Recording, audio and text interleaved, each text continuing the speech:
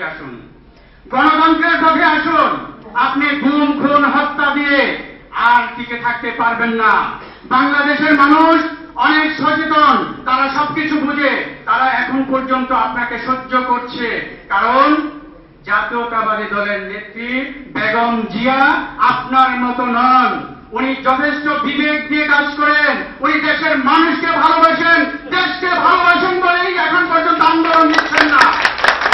আর আপনি বলছেন, আপনার নেতারা বলছে বিএনপি আন্দোলন জানে না। বিএনপি কি আন্দোলন জানে সেটা রাজপথে আপনাদেরকে আগেও দেখিয়ে দিয়েছে এবং সামনে ইনশাল্লাহ দেখিয়ে দেবে। কারণ যদি আপনার মতো হতো তাহলে দেশে এতদিন গৃহযুদ্ধ বেঁধে যেত। আপনি প্রধানমন্ত্রী, আমি আশা করব আপনি কথা বলার সময় সংযত হয়ে কথা বলবেন। অন্তত নিজের একটু বুদ্ধি, আপনি অনেক শিক্ষিত, সবাই বলে, আপনি নিজেও বলেন অনেক নামাজ রোজা করেন। আরে নামাজ পড়লে বলতে হয় না, নামাজ যারা পড়ে তাদের নামাজ পড়ার জন্য বলতে হয় না যে আমি নামাজ পড়ি, আমার নেত্রী নামাজ পড়ে। আমাদের জাতীয়তাবাদী দলের নেত্রী নামাজ নয় শুধু সমস্ত ইবাদত উনি করেন, কিন্তু আমরা তো বলি না, কারণ আমাদের নেত্রী করেন সেজন্য আমরা বলতে হয় না। আপনারা করেন না তাই আপনাদের বলতে হয়, মাইক দিয়ে বলতে হয়। আজকে সাধারণ মানুষ বলে, আমরা সেটা বলি না, কারণ আমাদের জাতীয়তাবাদী দলের নেতৃবৃন্দদেরকে, আমাদের নেতৃবৃন্দ শিক্ষা দেয় কর্মীদেরকে যে তোমরা শালীন ভাষায় কথা বলো।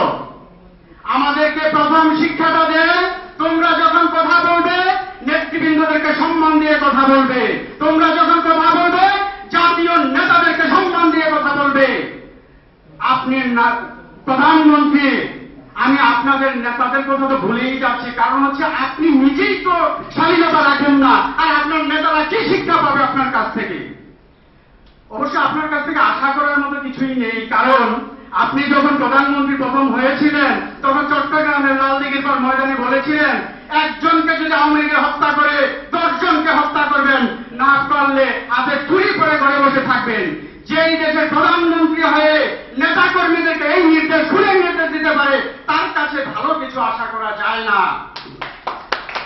তাই আমি এই আজকের এই সভা থেকে আপনাদের কাছে অনুরোধ রাখবো, এই নেতার কাছে, এই প্রধানমন্ত্রী, অবৈধ প্রধানমন্ত্রীর কাছে ভালো কিছু আশা করা যাবে না। গুম খুন আর হত্যা ছাড়া আর ভালো কিছু আশা করা যাবে না। আমরা প্রত্যেকটা মানুষ প্রতিটা মুহূর্তে আতঙ্কের মধ্যে আছি যে কখন আজকে কার লিস্ট যেন এসে যায়, কার আজকাল যেন আওয়ামী লীগ হয়ে আওয়ামী লীগের মাধ্যমে এসে যায়, কখন যেন কে হত্যা হয়ে যায়, কখন যেন কে গুম হয়ে যায়। আপনারা র্যাবের কথা বলছেন, যে র্যাবকে বিএনপি গঠন করেছিল শুধু সমাজের কিছু অশুভ কাজকে নিয়ন্ত্রণ করার জন্য, বন্ধ করার জন্য, আর আপনারা সেটা নিজেদের স্বার্থে তাদেরকে কসাই বানিয়ে ছেড়েছেন, তাদেরকে খুনি বাহিনী বানিয়ে ছেড়েছেন। এখন বলছেন যে বিএনপি তো গঠন করেছিল, বিএনপি গঠন করেছিল সত্য, কিন্তু বিএনপি কি জন্য গঠন করেছিল? এটার মধ্যে একটা মহৎ উদ্দেশ্য ছিল। সেই মহৎ উদ্দেশ্য হচ্ছে দেশের মধ্য থেকে দুর্নীতি এবং দেশের মধ্য থেকে খুন রাহাজানি দূর করা, খুন করা নয়। আপনারা সেদিন সংসদে দেখলাম, খুব দুঃখ হয় যে আমাদের টাকা খরচ করে, এই জনগণের ট্যাক্সের টাকা খরচ করে, শত শত কোটি টাকা খরচ করে সংসদে বসে আপনি খুনি শামীম ওসমানের পরিবারের গল্প করেছেন, তাকে বুকে তুলে নিয়েছেন।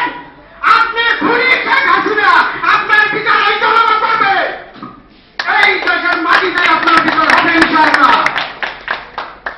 আমি শুধু বলতে চাই, জনগণ সবকিছুই মনে রাখে, তারা সময় মতো তার জবাব দেবে। আপনি ভুলে যাবেন না যে এই দেশের জনগণ আপনার এই কৃতকর্ম ভুলে যাবে। আপনারা দুর্নীতিবাদ বিএনপিকে বলেন, কি দিয়ে দুর্নীতি বলেন? দুর্নীতি কি পেয়েছেন এ পর্যন্ত? আপনারা বিগত 5 বছর আপনারা চেষ্টা করেছেন, ঘুরতে ঘুরতে কিছু বাকি রাখেননি। আর সেই দুর্নীতি আমরা এখন দেখতে পাচ্ছি। হাজার হাজার কোটি টাকা আপনার ছেলের মাধ্যমে, আপনার মেয়ের জামার মাধ্যমে, মেয়ের মাধ্যমে পার হয়ে যাচ্ছে দেশ থেকে। এই শেয়ার বাজারকে ধ্বংস করে দিয়েছেন আপনারা। আমি বলতে চাই, এই মানুষের রক্ত আর চুষে শেষ করবেন না। বাংলাদেশের মানুষ আপনাদেরকে উচিত শিক্ষা দেবে ইনশাআল্লাহ। আমি শুধু আপনাদের কাছে অনুরোধ রাখব, দেশনেত্রী বেগম খালেদা জিয়া সামনে যে কর্মসূচি দেবে সেই কর্মসূচিতে